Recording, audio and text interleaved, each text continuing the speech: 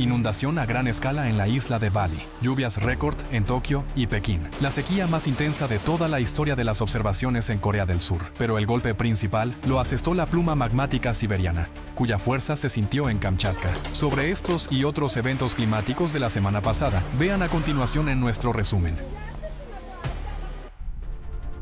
Indonesia. En la isla de Bali, uno de los destinos turísticos más populares de Indonesia, se produjo la mayor inundación en décadas. 6 de los 8 distritos de la provincia de Bali, así como la capital, Denpasar, quedaron bajo el impacto del desastre natural. Tras lluvias torrenciales, los ríos se desbordaron, inundando calles, viviendas, templos y zonas turísticas. El acceso al aeropuerto internacional Ngurah Rai, centro de transporte clave para los turistas, fue restringido. Los deslizamientos de tierra bloquearon carreteras y destruyeron puentes. Los militares trasladaban en barcos y camiones a las personas atrapadas en el camino al aeropuerto. En la ciudad de Denpasar se derrumbaron 2 edificios y en algunos lugares el agua llegaba a la cintura de un adulto. Hoteles, bancos, centros de oficinas e incluso hospitales cerraron. En uno de los mercados, la primera planta quedó totalmente inundada y la segunda cubierta por una gruesa capa de barro. Debido a los cortes de electricidad, el hospital regional utilizó generadores para mantener en funcionamiento los quirófanos. En el complejo turístico de Kertalangu, el agua alcanzaba los techos y los niños eran rescatados a través de los áticos. Playas y lugares turísticos populares quedaron cubiertos de escombros. Muchos turistas fueron evacuados. Las autoridades declararon el estado de emergencia en la isla. La inundación se cobró la vida de al menos 17 personas, mientras que 5 permanecen desaparecidas.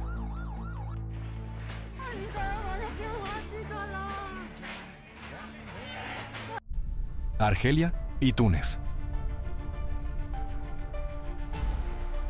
El 10 de septiembre, el este de Argelia y el noroeste de Túnez quedaron bajo el poder de una fuerte tormenta. En cuestión de minutos, una tranquila tarde se convirtió en caos. El cielo se oscureció, llegaron las nubes y cayó granizo de gran tamaño. En la provincia argelina de Tebessa, los bloques de hielo destrozaron ventanas y dañaron los techos de las casas. Los conductores se vieron obligados a detenerse debido a los parabrisas rotos. 4 personas resultaron heridas y fueron trasladadas al hospital. En Túnez, el granizo del tamaño de una nuez causó importantes daños a los olivos y árboles frutales, además de afectar a vehículos. Turquía. Últimamente, se registran cada vez más casos de intensificación repentina del viento. Ráfagas súbitas, microráfagas, tornados y otros fenómenos anómalos se convierten en una amenaza constante para la gente. Así, en la tarde del 11 de septiembre, en la provincia turca de Are, la aldea de Teseren fue azotada por una tormenta repentina. En apenas unos minutos, el cielo se oscureció, el viento se intensificó bruscamente y arrancó los techos de la mayoría de las casas, mientras que algunas edificaciones quedaron destruidas hasta los cimientos. Los habitantes se quedaron sin techo y se vieron obligados a buscar refugio temporal en casa de familiares o vecinos.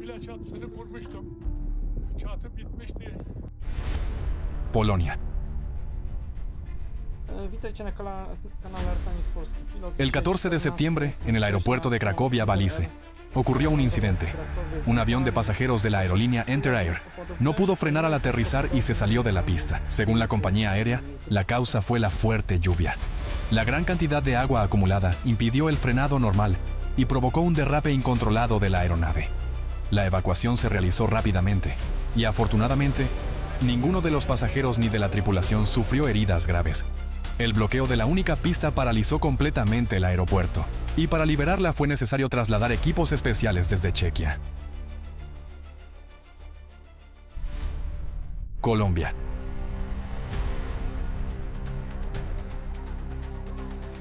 El 14 de septiembre, un tornado anómalo para este país atravesó la ciudad de San Ángel, en el departamento de Magdalena. El torbellino golpeó la plaza de toros, esparciendo las estructuras de madera y metal. La gente, presa del pánico, corrió a buscar refugio. Afortunadamente, no hubo víctimas.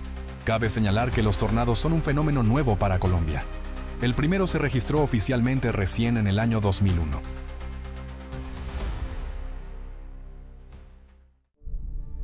Japón. El 11 de septiembre, Tokio y la vecina prefectura de Kanagawa fueron azotadas por lluvias récord que provocaron inundaciones masivas y paralizaron la vida de la metrópolis. La intensidad de las precipitaciones superó todos los récords históricos. La mayor cantidad de lluvia se registró en Tokio, en el distrito de Meguro, donde en una hora cayeron 134 milímetros, mientras que en los distritos de Setagaya y Ota, la cantidad de lluvia caída en una hora alcanzó la cifra más alta desde el inicio de las observaciones. En el área comercial de Midorigaoka, el nivel del agua en las calles llegó a 20 centímetros. Un empleado de una tienda contó que el agua inundó el local en cuestión de segundos.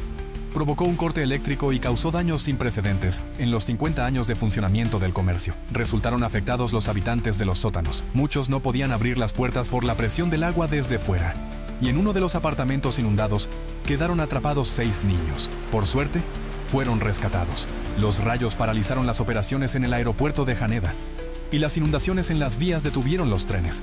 En el puerto marítimo de Tokio, una repentina ráfaga de viento volcó contenedores. Como resultado, un trabajador murió y otro resultó herido. Los meteorólogos clasificaron esta ráfaga como una microráfaga. Estos fenómenos se han vuelto más frecuentes en todo el mundo en los últimos tiempos. China. La noche del 13 de septiembre, Pekín quedó bajo el poder de una fuerte tormenta convectiva que cubrió gran parte de la ciudad. Viento intenso, truenos y relámpagos acompañados de lluvias y granizo repentino. La mayor intensidad de precipitaciones se registró en el distrito de Tongzhou. Allí, en una hora, cayeron más de 34 milímetros de lluvia. En algunos lugares, del cielo cayeron bloques de hielo del tamaño de una pelota de ping-pong e incluso de un huevo de gallina. Los coches quedaron abollados. Y en ciertos barrios, el granizo cayó en tal cantidad que se acumuló en montículos. Los vecinos más antiguos afirmaban que en al menos 40 años no habían visto nada parecido. El temporal también afectó al sistema de transporte. A causa del viento y la lluvia, un árbol cayó sobre las vías de una de las principales líneas del metro, deteniendo temporalmente la circulación. En Pekín, este septiembre resultó anormalmente caluroso, lo que se convirtió en el detonante de la formación de la tormenta convectiva de repentina, un fenómeno extremadamente inusual para esta época del año.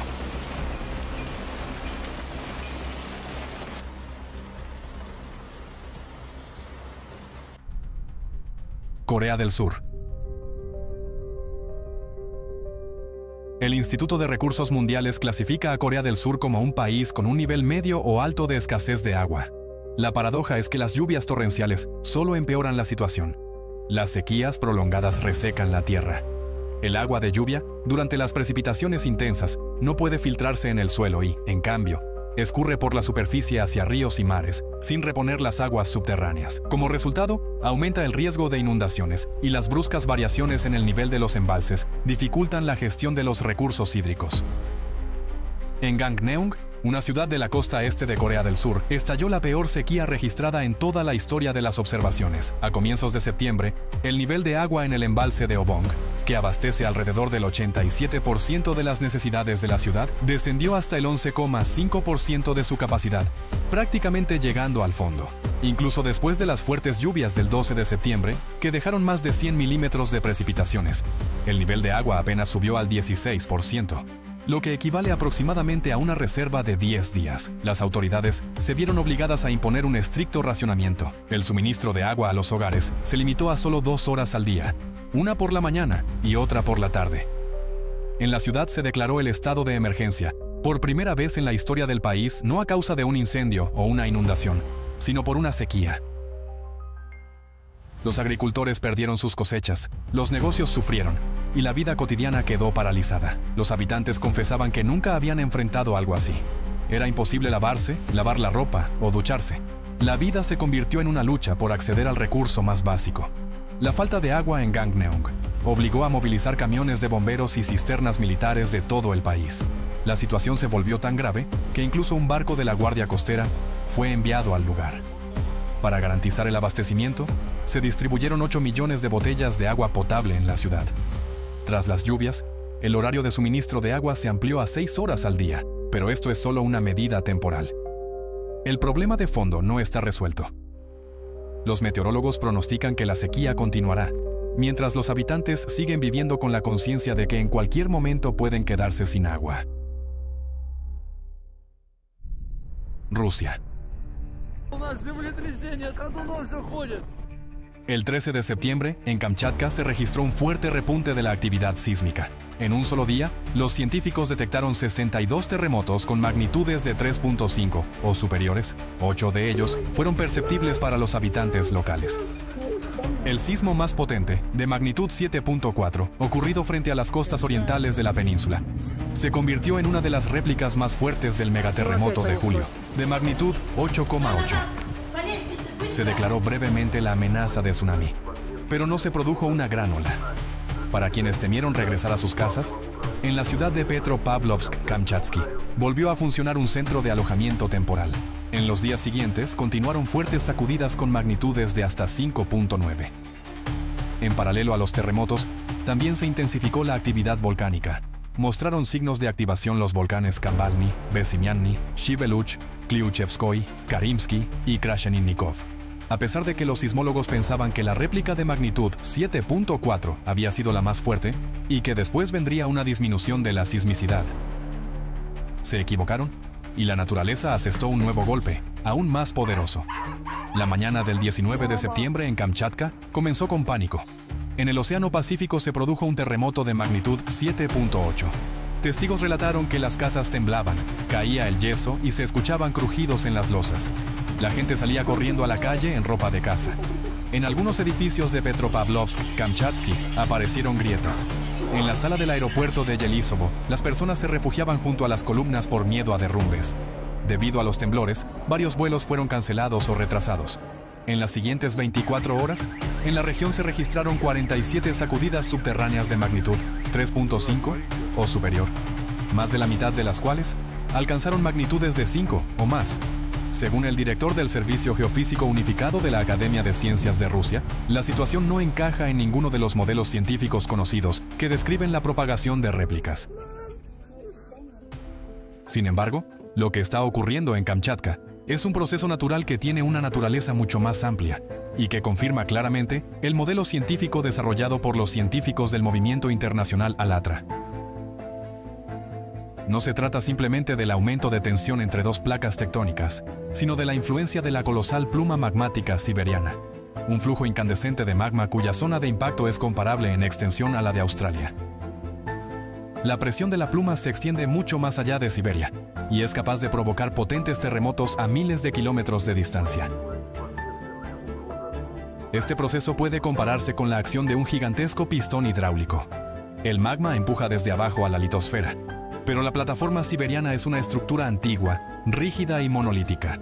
No se dobla ni se rompe en el centro, sino que transmite la tensión hacia los bordes de la placa euroasiática.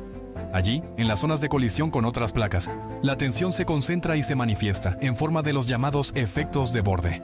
Es decir, la influencia de la pluma no se manifiesta en deformaciones locales bruscas de la corteza terrestre, sino que provoca una elevación lenta y uniforme de todo el bloque siberiano. Precisamente este proceso, de gran escala pero relativamente lento, genera una enorme tensión en los bordes del bloque continental, donde se producen los procesos geodinámicos más pronunciados. Por ello, la serie de potentes terremotos en Kamchatka no es una liberación, sino solo una descarga temporal de presión a través de una de las válvulas. El sistema en su conjunto continúa acumulando tensión, lo que indica el inicio de una nueva y más intensa fase de cambios geodinámicos en el planeta. Y ahora la humanidad debe elegir: continuar siguiendo el camino habitual de la autocomplacencia, la negación y la ignorancia de los hechos, o avanzar por la vía de aceptar la verdad incómoda y emprender acciones inmediatas y coordinadas. La elección depende de cada uno de nosotros.